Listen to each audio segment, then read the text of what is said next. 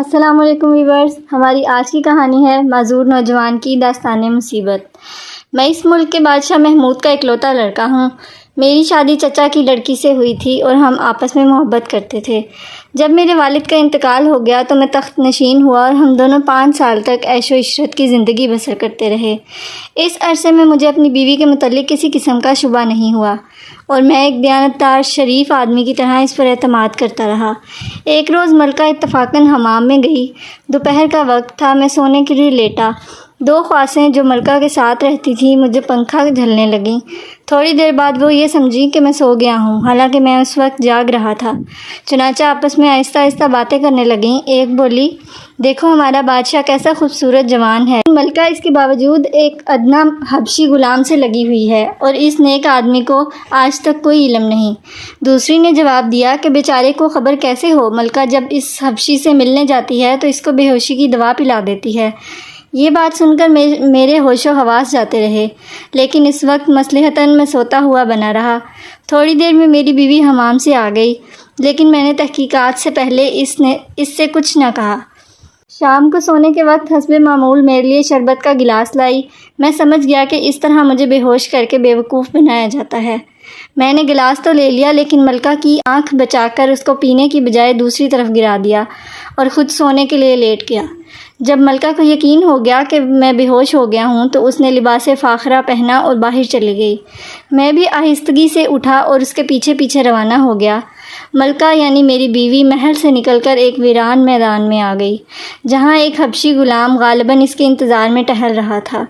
جیسے ہی ملکہ وہاں پہنچی، دونوں ایک دوسرے سے لپٹ گئے اور اطمینان سے پیار و محبت کی باتیں کرنے لگے۔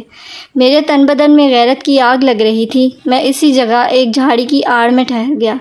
جب وہ حبشی غلام اور ملکہ میرے قریب سے گزرے تو میں نے تلوار سے حملہ کر دیا، جو غلام کو لگا اور وہ گر پڑا۔ ملکہ اس سے اچانک وار سے پریشان ہو گئی، اس لیے مجھے نہ پہچان سکی۔ میں اس کو وہیں چھوڑ کر محل میں واپس آیا اور اپنے بستر پر لیٹ گیا۔ تھوڑی دیر بعد ملکہ بھی واپس آ گئی اور یہ اطمینان کر کے کہ میں سو رہا ہوں، آپ بھی آرام کرنے کے لیے لیٹ گئی۔ صبح کو میں حسب معمول دربار میں چلا گیا اور کاروبار سلطنت انجام دیتا رہا، لیکن جب محل میں واپس آیا تو دیکھا کہ ملکہ ماتمی لباس پہنے ہوئے اداس بیٹھی ہے۔ میں نے دریافت کیا تو کہنے لگی کہ مجھے اپنے ایک عزیز کے مرنے کی اطلاع ملی ہے، اس لیے ماتمی لباس پہنا ہے۔ میں چونکہ اصل حال سے آگاہ تھا، اس لیے خاموش رہا۔ کئی روز گزر گئے لیکن ملکہ کا ماتمی لباس نہ اترا۔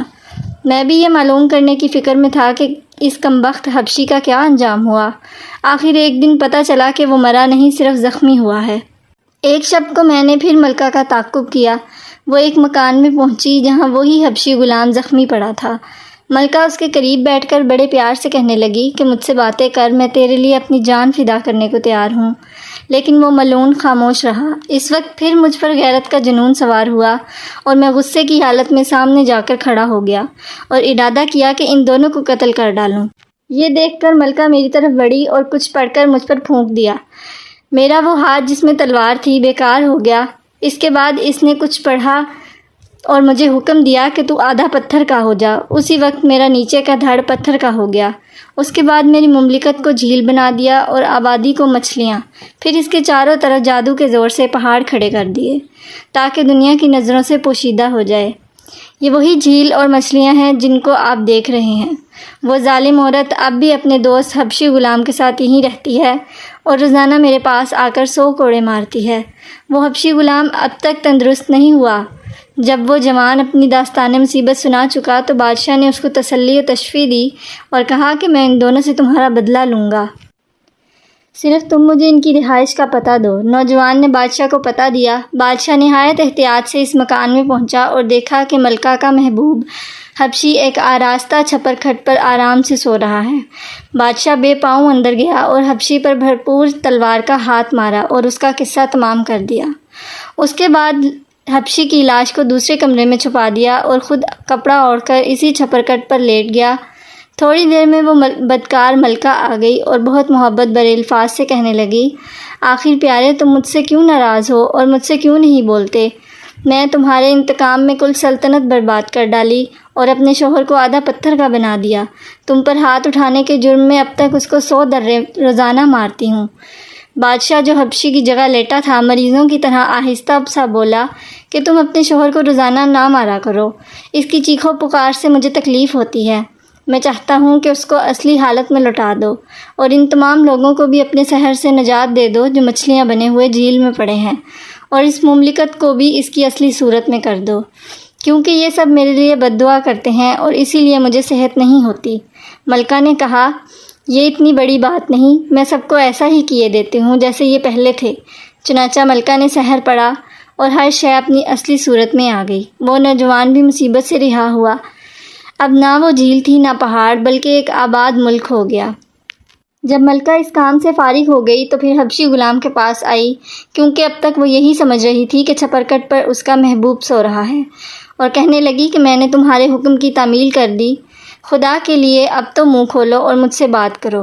بادشاہ نے جو حبشی غلام کی جگہ لیٹا تھا اس کو قریب آنے کا اشارہ کیا۔ جوں ہی اس کے قریب پہنچی اس نے اٹھ کر ایک ہاتھ تلوار کا مارا اور کٹ کر الگ جا گرا۔ اس کے بعد بادشاہ وہاں سے نکلا اور اس نوجوان کی تلاش کی جو یہاں کا بادشاہ تھا، پھر اس کو لے جا کر ان دونوں کی لاشیں دکھائیں۔ شہزادہ قدموں پر گر پڑا اور بہت شکریہ ادا کیا۔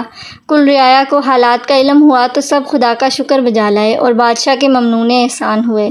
اس کام سے فارغ ہو کر بادشاہ اپنے ملک کو روانہ ہوا تو اس نوجوان نے ساتھ چلنے کی درخواست کی اور دونوں بادشاہ دارالحکومت کی طرف روانہ ہو گئے۔ جب اپنی سلطنت کے قریب پہنچے تو بادشاہ نے وزیر کو اطلاع کی۔ وہاں سب پریشان تھے۔ یہ خبر سن کر سب مسرور ہوئے اور استقبال کر کے بادشاہ کو شہر میں لائے۔ کچھ عرصے گزرنے کے بعد بادشاہ نے اپنی لڑکی کی شادی نوجوان شہزادے سے کر دی اور عنان حکومت بھی اس کے سپرد کر کے خود بیت اللہ چلا گیا اور وہیں کہیں انتقال کیا۔ اسی کے ساتھ ہماری آج کی کہانی ختم ہوئی۔ مزید اچھی کہانیاں دیکھنے کے لیے ہمارے چینل کو سبسکرائب، لائک اور شیئر ضرور کریں۔